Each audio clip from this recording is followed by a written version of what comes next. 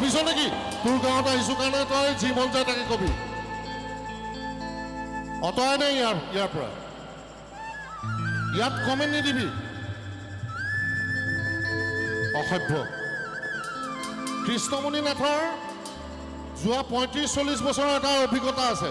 কৃষ্ণমণি নাথৰ গান শুনিবলৈহে মাতিছ ইয়াত তহঁতে তই আকৌ কি কৈ আছ লাইট জ্বলাই দিয়ক আৰু দুটামান ল'ৰা এইখিনিতে আছে আলটু ফাল্টু কথা কৈ নাথাকিবি মোৰ লগত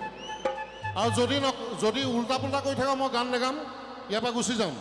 কোনে কৈছে নাযাবা গাবলৈ কোনটো ল'ৰা কোনে কৈছে নাযাবা গাবলৈ ফটোমি কৰিব আহিছ ইয়াত